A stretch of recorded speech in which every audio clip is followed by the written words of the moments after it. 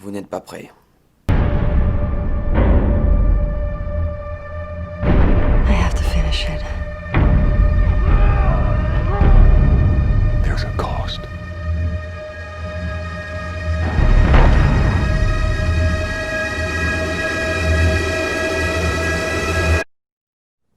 Salut à tous, j'espère que vous allez la forme, que vous avez passé une très bonne fête de fin d'année et que cette année 2021 sera meilleure que la précédente. On l'espère tous, je pense. Et pour bien commencer cette nouvelle année, on va parler des deux parties, la première et la deuxième de The Last of Us, qui est un jeu très immersif, incroyable, des personnages vraiment bien écrits. Comment on peut pas s'attacher à ça? En tout cas, je vous donne mon avis sur The Last of Us. I reckon it's got something to do with that girl. It's got everything to do with that little girl. Can't be any worse than in here. Can it? Probablement mes deux jeux favoris. The Last of Us est développé par Naughty Dog, qui a fait aussi une grande franchise auquel j'ai beaucoup joué et que j'aime beaucoup, Uncharted.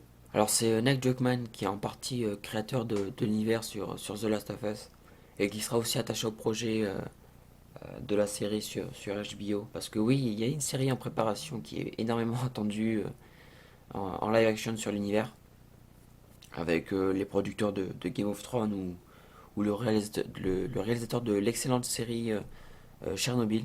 Après, je parlerai plus tard de la série, mais je crois qu'on n'a pas énormément d'informations là-dessus. Alors, l'histoire commence en 2013 avec notre personnage principal, Joël, et sa fille, Sarah. Et le jour de l'anniversaire de Joël, une maladie en fait est libérée qui s'appelle le cordyceps. En voyant que l'épidémie prenne le dessus sur toute la population, Joël décide de s'enfuir avec sa fille et son frère Tommy. Le monde commence à perdre, tout le monde est paniqué, Joël est prêt à tout pour sauver sa fille, mais on montre bien d'ailleurs que l'armée est déjà sur le point de prendre le contrôle, car juste après ils sont arrêtés par un soldat qui va leur tirer dessus, et c'est là où sa fille, Sarah, va prendre une balle et mourir. No, no, no, no, no, please. Please, please, please don't. Please. C'est là où on se retrouve 20 ans plus tard, en 2033, avec un Joël âgé de 50 ans et en compagnie de Tess, sa coéquipière, pour faire du trafic d'armes. Ils sont prêts à tout pour survivre. C'est là où plus tard sur leur mission, ils vont découvrir le personnage Marlène, qui est l'une des chefs des Lucioles, qui va leur demander d'amener un mystérieux colis qui est Ellie. Sur le moment, Joël va accepter la mission que Marlène lui a donnée et va pas trop se poser de questions. C'est juste plus tard, en fait, on va se rendre compte que Ellie est infectée. C'est là où Ellie va leur dire qu'en fait elle est immunisée, et c'est là où les deux vont comprendre le but de leur mission qui est extrêmement importante, qui peut peut-être sauver l'humanité en amenant Ellie à tout prix chez les Lucioles. Mais plus tard, le personnage de Tess va devoir se sacrifier ayant eu une morsure, permettant à Joël et Ellie de s'enfuir et pouvoir achever leur mission de trouver cet hôpital pour trouver un vaccin. Et le jeu va nous montrer extrêmement bien toute leur traversée des États-Unis pour trouver cet hôpital, qui va aussi engendrer et cet événement qui va être remis en question dans l'épisode 2. Waouh. Jesus. Doctor? What are you doing in here? I won't let you take her. Don't come any closer. Alors avant de parler en détail de cette histoire monumentale, j'aurais parlé déjà du gameplay, bon, qui est pas non plus incroyable. C'est vrai que c'est pas la grande force du jeu, bon, de basique, hein, qui est quand même bien et tout ça, mais c'est vrai que c'est pas révolutionnaire. Je dois dire aussi l'immersion du jeu qui était incroyable, que ça soit humain ou infecté, des moments où on s'y attend même pas, les ennemis nous tombent dessus, et puis aussi le graphisme du jeu qui est magnifique. Il y a aussi la musique du jeu qui est incroyable. Gustavo Santora là, qui la compose, ça rend des scènes vraiment magnifiques. We're shitty people, Joel. It's been that way for a long No, time. we are survivors. This is our chance. It is over, Tess! What are you so afraid of? You're treading on some mighty thin ice here. What do we do? You make every shot count. Mon Dieu, quelle histoire. Je m'attendais pas du tout à ça. C'est vrai que j'ai joué le jeu assez tard. Il y avait The Walking Dead en série qui était déjà là en zombie, donc c'est vrai que bon, je m'attendais pas à un truc de fou. Mais là, mon Dieu, c'est incroyable. Je dois dire que Joël et Ellie sont deux personnages incroyables. Le développement qu'il y a entre eux, c'est vraiment génial. C'est vrai qu'après Joël, avoir perdu bah, donc sa fille est très, je veux dire, comment dire, sombre, reste à part, n'ouvre pas son cœur aux autres en fait. Et puis bah, dès qu'Ellie arrive, en fait, il ne monte pas dès le début, mais petit à petit, il arrive à avancer. Et puis même, à certains moments, il voulait carrément l'abandonner. Et puis à la fin, bah, en fait, il voit un peu comme sa fille. Donc, et même d'ailleurs, bah, on le voit, bon, comme j'avais dit, je parle de ça après, mais comme on le voit à la fin du jeu, où il est vraiment prêt à tout pour la sauver. Mais vraiment, la relation vraiment agréable, le père-fille entre Ellie et Joël qui est vraiment bien. Et Ellie d'ailleurs, on en apprend beaucoup plus sur elle dans le jeu de Last of Us Let Behind qui sort un an après le premier opus donc. Je dois aussi certaines scènes du jeu comme bah, avec Ellie et Joel où ils s'engueulent tous les deux. Où Ellie d'ailleurs dit que toutes les personnes en fait qu'elle a aimées bah, sont soit mortes, soit abandonnées.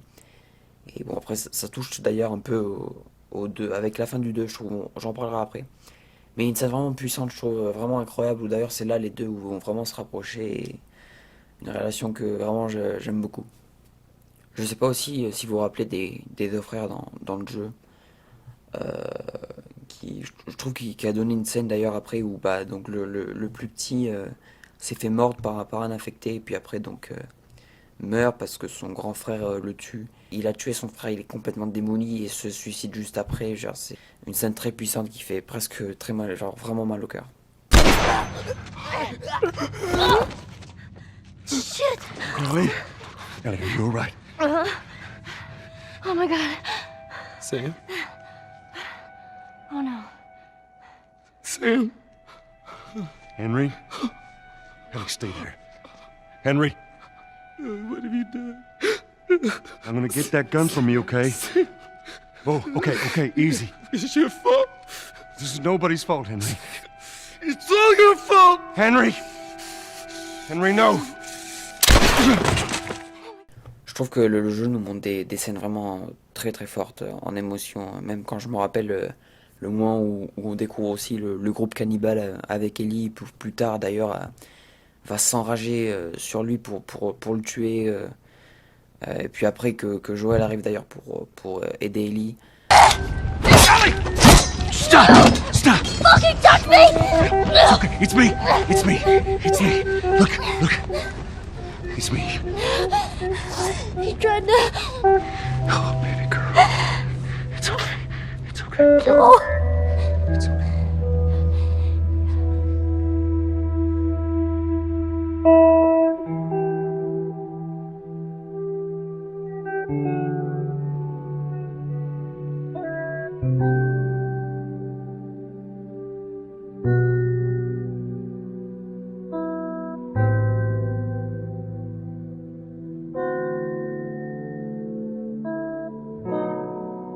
Et c'est là où on se retrouve à la fin du jeu avec Joël qui fera un choix qui sera complètement remis en question. Et waouh, cette fin du jeu est vraiment remarquable, je trouve. Comment ça a été fait et tout ça. Qu'est-ce qu'on aurait fait nous? C'est waouh.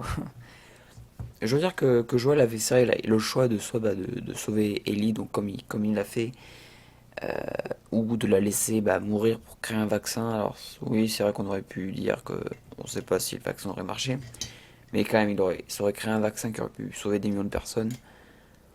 Et c'est là où la partie 2 va aussi faire genre tout remettre en question et nous donner un angle différent sur ce qu'on pense. Et c'est là aussi, je trouve que c'est la grande force du jeu, de nous montrer avec une telle histoire, avec une telle immersion et un développement incroyable. Quand on finit avec ça, avec tout ce qui est écrit, quand on se remet en question, c'est là aussi où je trouve que ce jeu est révolutionnaire. En terminant le jeu, il se posait des questions comme ça. Et je trouve que ce jeu, quand tout ce qu'il met dans l'histoire, que ça soit du début jusqu'à la fin, quand il montre toute la traversée des États-Unis, c'est incroyable. Comment ça a été fait, je trouve que ce jeu est historique. Fight for her. Now, I know that's not what you want to hear right now. Swear but to it's- me. Swear to me that everything that you've said about the Fireflies is true. I swear.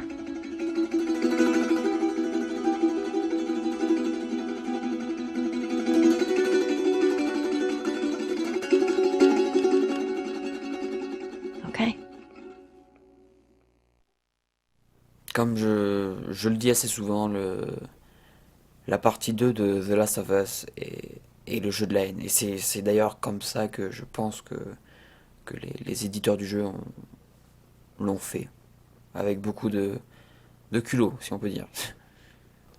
Donc la partie 2 se passe, alors le tout début commence directement en fait, je crois quelques heures en fait après la partie 1, je crois quelques jours, où on nous montre bah, donc Joël, les mises en scène de ces deux jeux sont incroyables, hein. Cette scène va nous montrer où Joël va expliquer à son frère ce qui s'est passé en fait et ce qu'il a fait. Même d'ailleurs, son frère va être extrêmement surpris par son choix. Et donc voilà, c'est un peu aussi un récap qui est très bien fait, je trouve, donc, du premier jeu. Donc après, le jeu commence où ça va montrer un paysage incroyable du second volet, où d'ailleurs on se demande, genre, le jeu est magnifique, hein. Déjà que le 1 était quand même beau, le second volet est magnifique.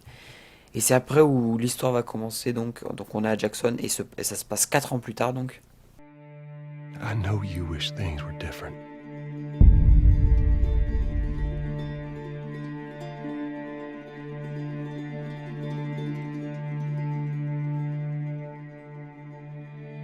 I wish things were different.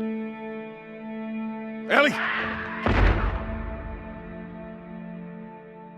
But they ain't.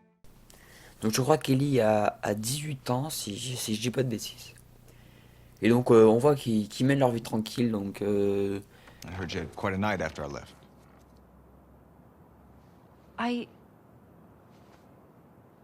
She kissed me. It was just Dina being Dina. She didn't mean anything by it. I was talking about your fight with Seth. Wait. You kissed Dina? Oh. Mais après, ça se lance et... Waouh.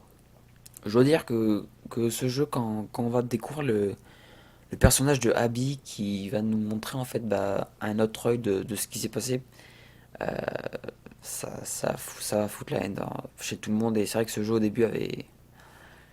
surtout avec cette scène et... Please stop! Please don't shoot! Joel, please get up!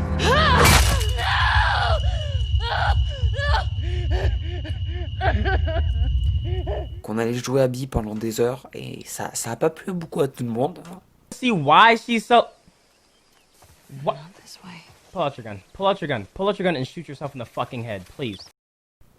Parce que oui, Joel meurt d'une façon atroce et cette scène, comme vous avez pu le voir, hein, a foutu la haine à tout le monde. Et puis, waouh, ça fait mal, cette violence, cette mort cruelle, hein, mais c'est là où le jeu il est affreux. Quand j'ai affreux, sa manière de faire, parce que il te montre la vue d'Abby en fait parce que son père est mort dans l'hôpital parce que c'était lui qui faisait l'opération pour avoir un vaccin avec Ellie. Et Joel l'a tué donc, et on voit un œil différent en fait. Et c'est là où tout est remis en question aussi, et c'est presque compréhensible, et on est sur un jeu de vengeance, et cette mort en fait, on s'y attendait pas comme ça. On pense peut-être une mort assez héroïque et tout, mais après il faut se dire que Joel n'est pas un héros en fait.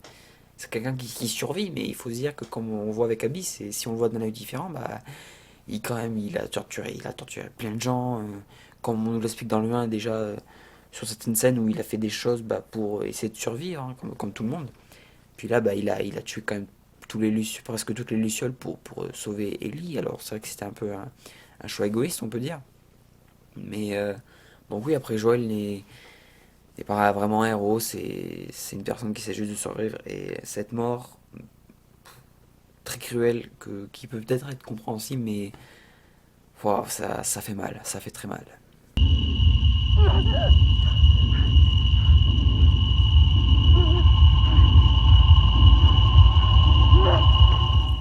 Alors c'est toujours le même compositeur qui fait la musique et puis des fois je me demande même comment avec des scènes comme ça, des plans parce que le paysage est magnifique, comment le jeu peut tourner sur une PlayStation 4, c'est incroyable.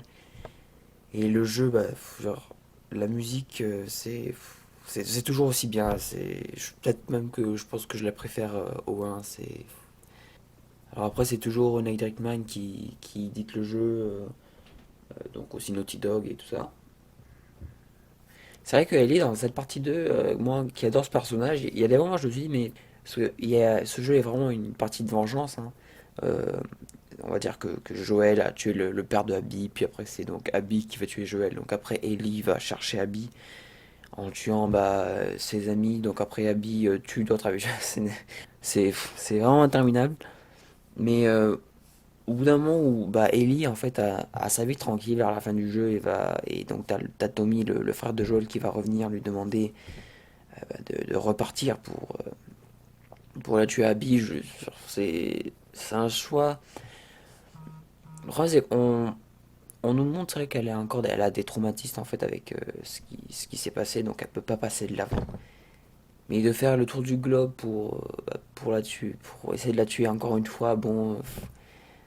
C'est vrai que je pense qu'une personne normale aurait essayé d'éviter ça parce que c'est vrai qu'à la fin donc elle a plus d'humanité et en fait bah, pile le moment où elle doit le tuer bah en fait elle revient en arrière pour garder cette petite humanité qui reste et c'est vrai que les gens n'ont pas été trop fans de ce choix mais d'un côté c'est quand même intelligent parce que si Ellie l'avait tué bah en fait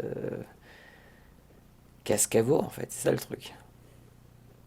Le jeu a pris de très gros risques en nous montrant l'histoire comme ça, d'un d'un autre œil en fait, en nous montrant le personnage de Abby.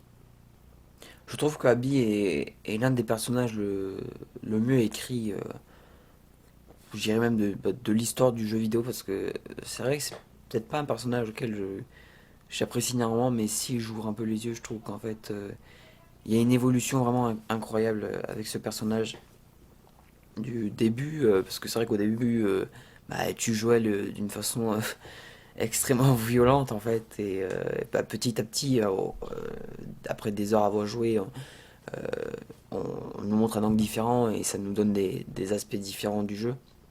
On nous montre aussi énormément de flashbacks chez les deux personnages, que ce soit Abby ou Ellie. Et personnellement, je les ai trouvés phénoménales ces flashbacks. Bon, bah, Abby un peu moins par contre, même si on nous développait le personnage, c'est vrai que j'étais quand même moins fan des flashbacks chez Abby. Mais chez Ellie, quand on revoyait Joël, cette relation, personnellement, cette relation père-fille est vraiment ma préférée des deux jeux.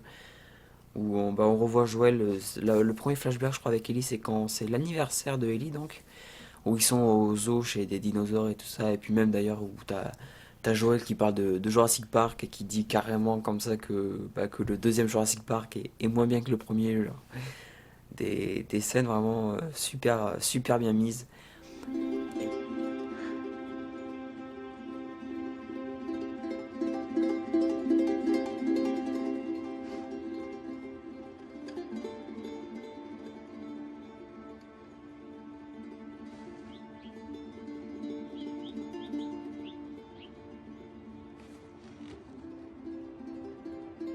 I do okay. Are you fucking kidding me? Et la fin du jeu aussi, donc où Ellie, après toute cette tuerie, arrive à avoir une vie paisible mais toujours traumatisée. Donc va chercher de nouveau Abby pour essayer de la tuer après les demandes de Tommy. Mais donc après son retour, sa famille l'a abandonnée. Elle se retrouve toute seule et c'est là où je trouve que cette référence un peu bah, à la scène du premier opus où Ellie dit à Joël bah, qu'elle veut pas qu'il parte parce que toutes les personnes qu'elle aime soit meurent ou l'abandonnent, bah là on se retrouve un peu pareil, c'est vraiment la pire fin pour Ellie parce qu'elle se retrouve toute seule et bah, on se demande qu'est-ce qu'elle va faire après en partant vers la forêt. Parce que c'est vrai, l'histoire nous montre, et c'est là où par contre c'est un peu les trucs que j'aime un peu plus avec les flashbacks d'Abby, c'est qu'après aussi petit à petit, et que ça continue dans l'histoire, on nous montre on nous parle en fait des Lucioles qui sont pas totalement mortes et qui essaient de se regrouper. Et c'est là où Abby, vers la fin du jeu, va essayer de les retrouver en fait. Et on se demande, est-ce que Ellie va peut-être les retrouver en fait dans la suite de l'histoire en fait. Est-ce que, parce que Ellie en fait pensait que elle aurait elle aurait fait quelque chose de sa vie si elle s'était sacrifiée en fait pour sauver l'humanité avec ce vaccin. C'est là où d'ailleurs elle en veut énormément à Joël, et quand on revoit ce flashback à la fin du jeu qui fait très mal au cœur, ou une scène très puissante où on voit les deux se parler, et puis eh ben, le lendemain Joël juste meurt après, ça fait très mal.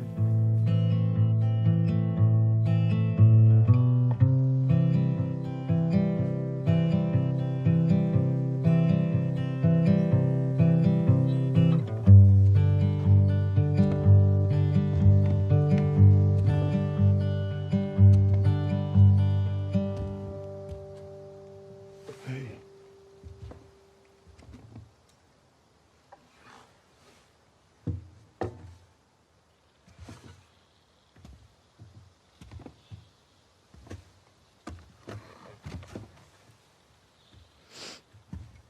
What are you drinking?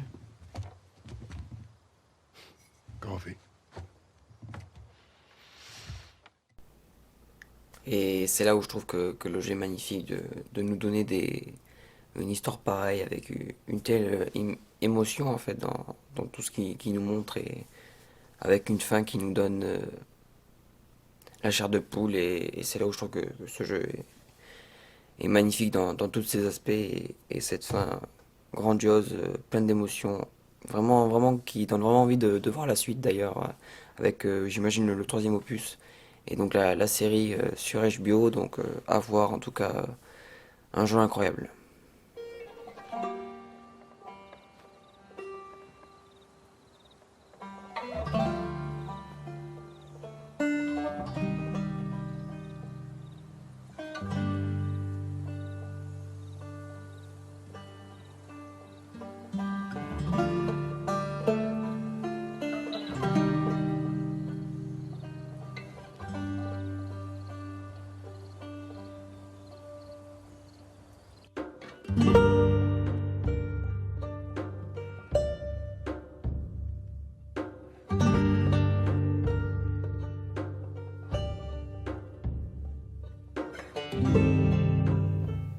Bon bah c'est la fin de la vidéo, j'espère qu'elle vous a plu, moi ça m'a donné très envie de parler de ce jeu plein d'émotions. J'espère que ça vous a plu, n'hésitez pas à donner votre avis en commentaire, et à vous abonner à la chaîne, et aussi à me suivre sur les réseaux sociaux, pour si vous aimez bien tout ce qui est film, série, je vous donne beaucoup l'actu, surtout sur Instagram. En tout cas je vous souhaite une très bonne journée ou une très bonne soirée, et à la prochaine, ciao.